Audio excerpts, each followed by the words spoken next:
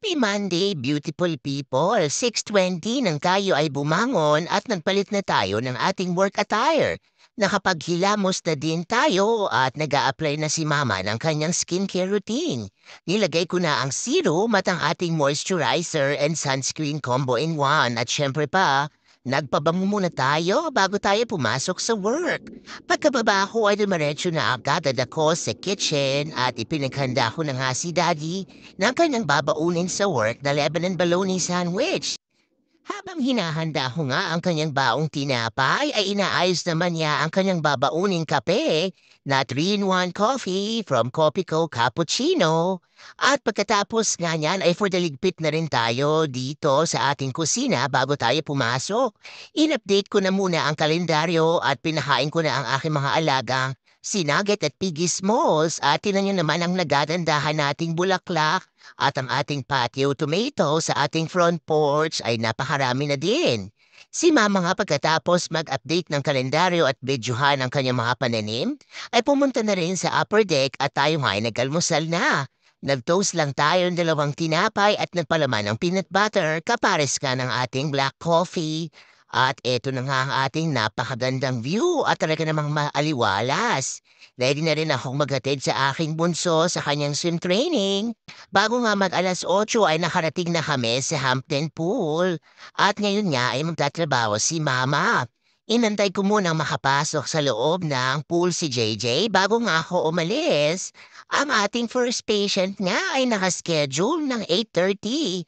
At pagkatapos ko nga dumating sa bahay ni patient ay kinuha ko na ang aking cellphone, ang aking computer at pagkatapos nga niyan ay bumalik na tayo para sunduin si JJ. 9:47 ang tayo ay dumating pabalik dito sa Hampden Pool at tapos na nga siyang mag-shower. Inilagay na rin niya ang kanyang flipper at iba pang gamit sa kanyang swim bag. At tinan niyo naman ang aking bunso, imbis na lumabas ka agad ay nakapagchismisan pa sa kanyang mga kaibigan. Di wow, show pa o chismosa din yan.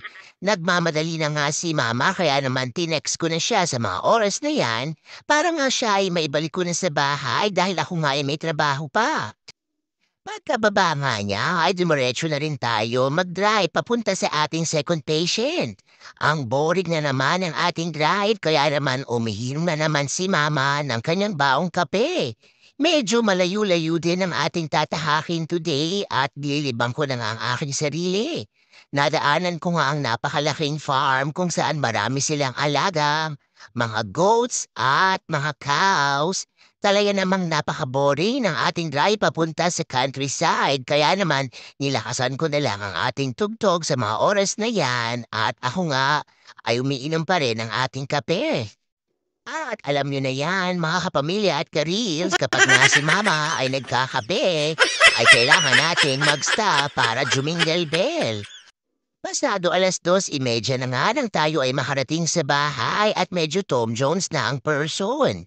Nag-init na nga ako ng pansit malabon at dito na nga tayo dumiretso sa upper deck para kumain ng pananghalian dahil hindi pa nga tayo nakakapagpalit ng ating outfit for today. Naka-scrub suit pa rin si Mama sa mga oras na yan at talaga namang gutom na ang inyong mama kaya naman tingnan nyo nga ang ating pagmumukbang. Bago nga mag-6 ay nagbiyahe na ang aming pamilya para ihatid at panoorin nga si ate sa kanyang laro ng volleyball.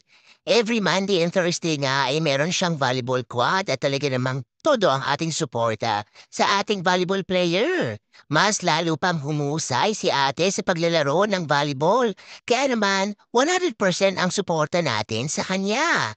Ito talaga ang kanyang pinakapaboritong sports at simula nga nang siya ay maglaro, ay mas lalo pang humusay ang ating panganay. Kahit na nga hindi sila nagtagumpay ay proud na proud tayo sa performance ng kanilang team lalong-lalo na nga sa ating dalaga.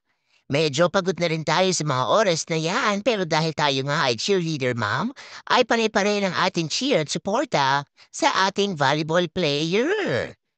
Pasado 7:00 nang kami nga ay makauwi at hindi pa tayo kumakain ng ating hapunan, kaya naman nag-init lang ako ng bahaw at isang piraso na adobo nga na ating niluto kahapon. Talaga namang enjoy na enjoy si mama sa kanyang meal at tayo nga ay nasa labas na naman at pinapakinggan natin ang huni ng mga ibon. Kung mapansin nyo nga ay almost 7:00 na ng gabi pero napakaliwanag pa. Yan lang muna for today's video. Remember, family time is the best time, and every gising with your family is always a blessing. God bless everyone. Bye-bye!